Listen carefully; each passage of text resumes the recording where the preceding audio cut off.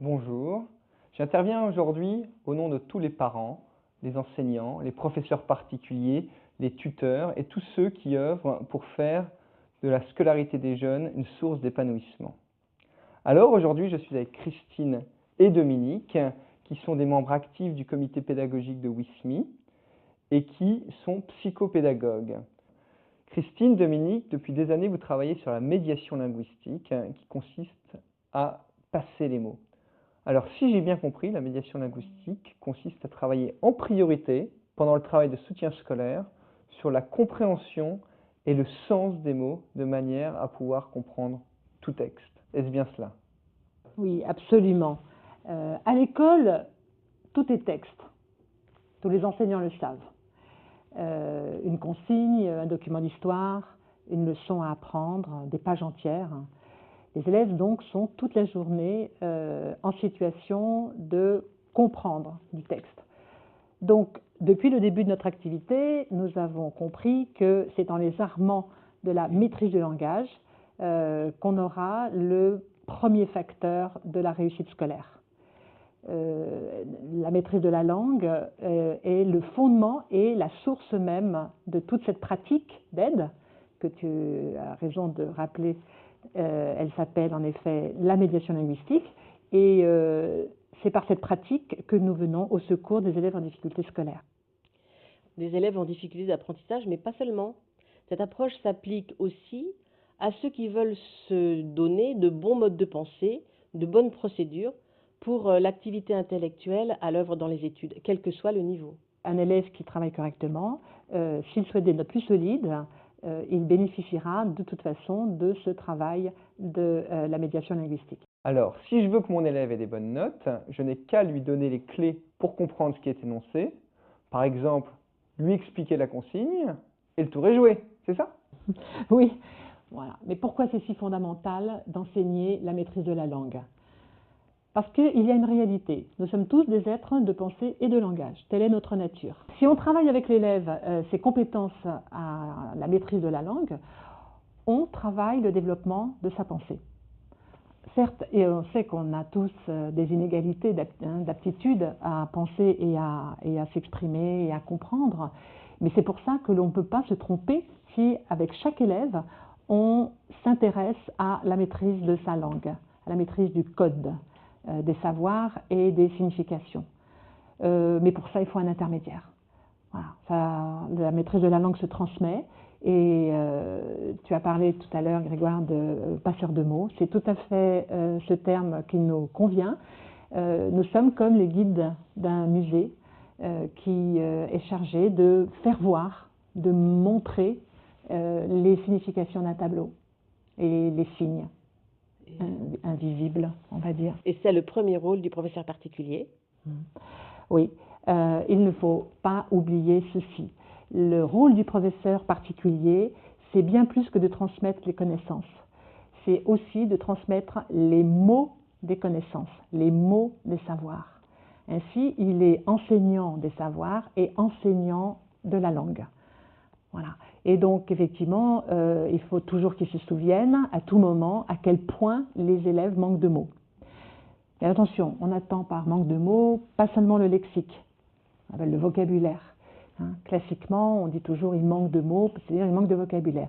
Non, c'est aussi et surtout le manque de syntaxe. Ils n'ont pas l'idée de l'organisation des mots ensemble qu'on appelle la syntaxe. Et ainsi, le lexique et la syntaxe, travailler en même temps, c'est ce qui construit les significations, les savoirs et ce qui leur permet de produire de la compréhension. C'est donc un instrument pertinent pour toutes les matières et tous les pratiquants. Si bien que quand je donne un cours de maths, finalement, je fais de la grammaire. Oui, voilà le grand mot qui est lâché, la grammaire. Il faut que tous les professeurs particuliers se souviennent qu'ils sont aussi des professeurs de la grammaire. C'est l'outil fondamental. Donc, à cet égard, j'ai un exemple d'un élève en 4e qui devait réciter un théorème, une définition, où il fallait qu'il emploie le mot adjacent. Et il récitait le mot adjacent sans le compléter par précisément son complément, c'est-à-dire adjacent à quoi?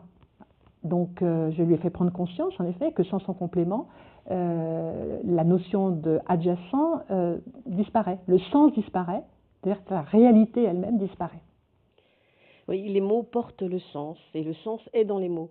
On a tendance à dire aux élèves tous les mots sont importants, quels sont les mots importants et puis les abandonner avec ça. Important, oui, mais en quoi? Ils ne le voient pas. Donc, il vaut mieux leur montrer comment et pourquoi ces mots sont importants et de leur montrer comment s'y prendre pour le voir. Oui. D'ailleurs, j'ai un bon exemple pour illustrer cela. L'élève, cette fois, est en troisième. Le contexte, c'est la guerre de 14-18. Et il s'agissait de traiter un document sur l'appel que faisait donc le gouvernement en place pour tous les Français pour qu'ils se substituent au travail donc, des soldats du front. Et donc la question c'était qui est mobilisé par cet appel pour remplacer les soldats qui sont au front, et l'élève avait souligné les paysans. Et sa réponse était fausse. Donc l'enseignant avait bien manifesté que ce n'était pas la réponse qu'elle attendait. Donc l'élève évidemment ne comprenait pas pourquoi le mot paysan ne convenait pas, étant donné qu'il était dans le texte lui-même. J'ai donc été amenée à lui faire prendre conscience de la présence devant le mot paysan de l'adjectif vieux paysan, qui effectivement change tout. Les vieux paysans à la retraite requis dans les champs pour nourrir évidemment la population française et surtout pour remplacer les fils qui sont partis. Donc à un mot près, oui, tout peut être faux. C'est par ce genre d'expérience que l'élève va comprendre que tous les mots sont importants. Oui. Quand on aide un élève, il faut se dire qu'il ne suffit pas de lui transmettre des savoirs ou que le travail soit simplement fait, même bien fait. Il faut se souvenir qu'on a une autre mission qui est précisément de les équiper de la compétence au langage. Donc, ce qui nous a vraiment intéressés dans le projet WISMI, c'est qu'il s'agit non seulement de les aider, ces élèves en difficulté, à maîtriser, construire les savoirs, mais aussi de former leur esprit. Et nous voyons là une grande source de joie, une grande source d'épanouissement personnel. Et encore une fois, vraiment, lorsque tu nous as dit, Grégoire, qu'il s'agissait d'abord de réussir sa scolarité pour être heureux, eh bien effectivement, quand on comprend mieux, quand on comprend ce que les autres nous disent, quand on peut se faire comprendre, quand on apprend, quand on restitue là où on est attendu des connaissances, c'est vrai qu'on est plus heureux. On aura donc aidé l'élève à devenir plus autonome en travaillant sur le langage. Mais il y a une autre inquiétude qui travaille les parents, c'est que le langage, ok, mais comment est-ce que je fais pour qu'il mémorise ou pour qu'il se concentre plus? Tu as raison. Je constate aussi que la capacité à mémoriser est vraiment optimisée par le travail sur les mots. Faire ce travail mobilise l'activité intellectuelle nécessaire pour bien répondre. Et la mobilisation de son intelligence déclenche celle de la mémorisation. Alors, si je vous suis bien, le temps du cours particulier est un temps privilégié pour que se fasse cette formation, en plus de la matière à approfondir. Mais j'ai l'impression qu'on est en train de donner une nouvelle casquette au professeur particulier, c'est bien ça? C'est vrai que être formateur de l'esprit, ça peut inquiéter, surprendre.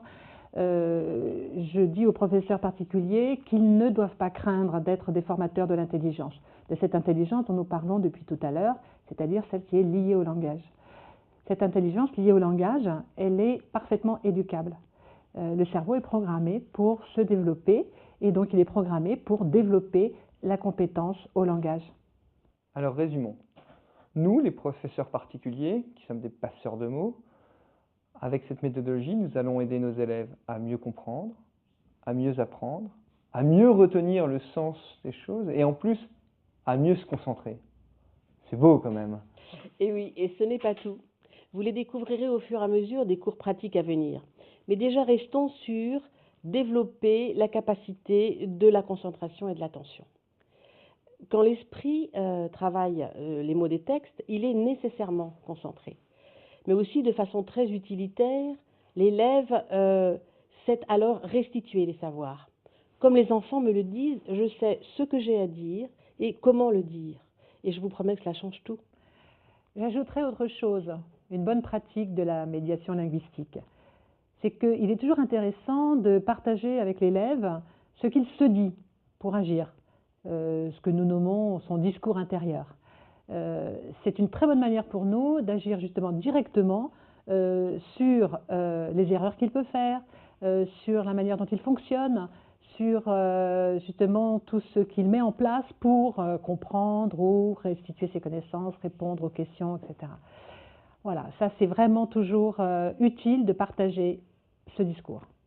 À propos d'erreurs, le professeur particulier, malgré sa très bonne volonté, doit faire beaucoup, non?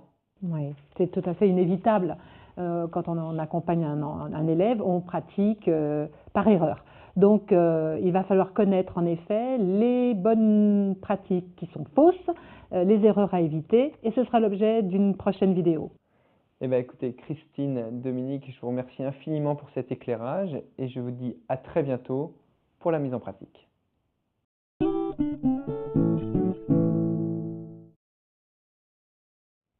Christine, Dominique, nous avons bien retenu que le professeur particulier, c'est-à-dire ce que je représente, devait travailler sur le langage et être des passeurs de mots.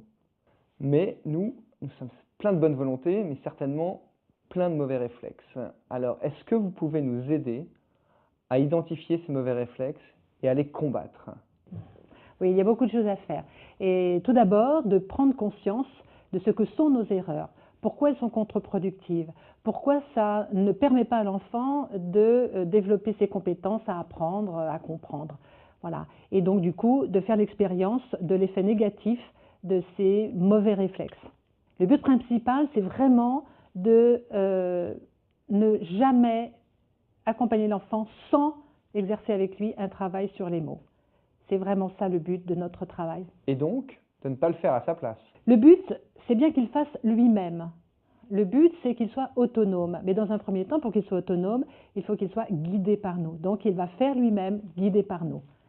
Et donc, c'est ainsi qu'on peut obtenir qu'il développe vraiment sa compétence à penser. C'est certain, il y a du ménage à faire dans notre technique d'aide aux devoirs. On peut d'abord identifier un premier type d'erreur qui se formule par injonction. Alors, première injonction, lis bien. Lis bien une consigne, un document, lis bien. Première injonction. Oui. Pourquoi c'est une erreur de leur dire « lis bien » c'est parce que tout simplement, ils n'ont pas les techniques du bien lire et que c'est à nous de les leur donner. Donc on a trop tendance à croire que déchiffrer, c'est comprendre. En réalité, comprendre, c'est bien plus que déchiffrer. D'accord, mais j'ai envie qu'ils lisent correctement. Alors qu'est-ce qu'il faut que je fasse? Eh bien, regardons un exemple. Nous allons voir comment un enfant lit dès qu'il commence à lire et vous allez voir la remédiation. Léo, voici la définition de la médiatrice. Tu dois l'apprendre par cœur. Vas-y, commence à lire. La médiatrice d'un segment est la droite qui coupe ce segment. Stop! Voilà, je t'arrête, Léo. Je t'arrête parce que tu vois, si tu avales la phrase dans la suite de ces informations, tu ne peux pas comprendre et tu ne peux pas donc prendre conscience de deux choses. La première, c'est le sens de chaque information et la deuxième, c'est le rôle logique que chaque information joue dans la phrase. Bien, quelle est l'expression qui t'informe de la situation géométrique dans laquelle se trouve ce que tu cherches donc à apprendre, hein, c'est-à-dire la médiatrice? D'un segment. Très bien, Léo. Donc, dis-moi, pourquoi est-ce que tu dois dire dans la définition ces mots d'un segment? Parce que la médiatrice n'existe que par rapport à un segment. Oui, absolument, c'est tout à fait ça. Donc maintenant, c'est bien, mais dis-moi pourquoi. Je ne sais pas, je vais t'aider. Hein. Tu vas me dire quels sont les mots de la définition, qui sont donc là sous tes yeux, et qui te permettent de savoir où tu vas tracer exactement la médiatrice d'un segment. Perpendiculairement et son milieu. Très bien, Léo, c'est parfait. Maintenant, dis-moi ce que tu sais du segment. Qu'il a deux extrémités, Oui. donc on peut le mesurer. Donc si c'était une droite, s'il n'y avait pas d'extrémité, on ne pourrait pas connaître son milieu. Donc, il faut dire la médiatrice d'un segment. C'est parfait, Léo. Tu as très bien compris ce qu'il y avait à faire, comment tu devais t'interroger. Tu vois, si tu avales la phrase, tu ne peux absolument pas prendre conscience de tout ça. Donc, il faut vraiment que tu fragmentes chaque information. On a bien vu avec Léo, et il l'a bien compris, que si on fait une lecture non fragmentée, tout est amalgamé, tout est emmêlé et plus rien ne se distingue. On n'a plus qu'à dire à l'enfant, relis. Justement, dire relis-toi ou dans la même veine, regarde bien cet écrit, voilà deux autres injonctions qui sont de fausses bonnes pratiques. Alors, fausses bonnes pratiques, parce qu'effectivement, l'enfant relit souvent exactement de la même façon. On oublie aussi que l'enfant ne travaille pas avec les mêmes outils, avec le même fonctionnement que le nôtre. Ça aussi, c'est une posture qu'il faut absolument prendre. On ne doit pas imaginer qu'il pense comme nous. Deuxième type d'erreur, celui qui relève du domaine de la compassion et de votre désir de rassurer l'enfant. Comme allez, c'est facile, tu connais ça, tu l'as déjà vu. Oui, c'est pas facile justement de se dire ça, mais au lieu de rassurer, il est clair qu'on augmente sa peur. Déjà, il ne sait pas le faire. De plus, il ne sait pas faire quelque chose qui pourtant est facile et que pourtant il a déjà vu. Donc vous imaginez ce qu'il peut se dire de lui et la confiance en soi, l'estime de soi en prend un coup. C'est vrai. Et maintenant, le troisième type d'erreur, celui qui relève de la substitution. C'est-à-dire qu'on pense trop souvent qu'en faisant à la place de l'élève, il pourra imprimer, il pourra facilement être autonome et refaire le même chemin après dans son travail personnel. Même si on lui donne à voir comment il faut faire. Tu vois, on prend ça, ensuite on se dit que, après on cherche aussi. Alors, si je comprends bien, se donner un modèle n'aide pas. Pourtant, quand je me donne un modèle, je lui montre la méthodologie à suivre. Dans ce cas-là, si ça n'aide pas, où est ma valeur ajoutée? Elle est très importante. La valeur ajoutée, c'est d'aider l'élève, d'aider l'enfant à construire son propre discours, ses propres démarches mentales qui ont été éduquées par nous et ainsi le rendre autonome. C'est cela notre travail. La pire de ces erreurs est de lire à sa place, avec un ton expressif, croyant que pendant qu'il vous écoute, il reste actif et qu'il comprend et conçoit aussitôt la réponse. Alors, quand je lui demande de réciter une définition, un théorème, comment est-ce que je peux être certain qu'il en a compris le sens et qu'il saura s'en resservir? Mais c'est vrai que là, on a souvent des surprises.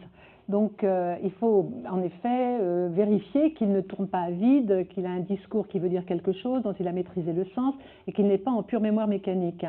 Donc, de toute façon, à partir du moment où on travaille le sens avec lui par le travail sur les mots, on s'assure de ne pas être dans ce piège. De même, s'il vous dit « je sais ce que c'est, mais je ne sais pas le dire », ne vous dites pas qu'il a compris ou qu'il sait. C'est justement parce qu'il ne sait pas le dire que vous avez la preuve que la compréhension n'est pas solide et que du coup, il ne pourra pas bien servir du savoir. Donc, la meilleure manière de s'assurer qu'il sait, c'est de vérifier qu'il a les mots pour le dire. Et dans le fond, on ne sait que lorsqu'on a les mots pour le dire, et les mots justes. Et c'est tout le contraire de la répétition du perroquet. Il s'agit alors de la manifestation d'un vrai travail du sens par les mots qui le construisent. Christine, Dominique, merci infiniment pour cet éclairage. C'est beaucoup plus simple de comprendre maintenant ce qu'il y a à faire et ce qu'il faut éviter de faire. Je souhaite maintenant beaucoup de courage aux professeurs particuliers, tuteurs et parents qui vont devoir mettre en œuvre ces méthodologies. Et sachez que nous allons produire d'autres vidéos sur comment apprendre une leçon, comment préparer un examen, etc. Et vous en serez informés en allant sur notre page Facebook With Me pour une scolarité épanouie. Merci.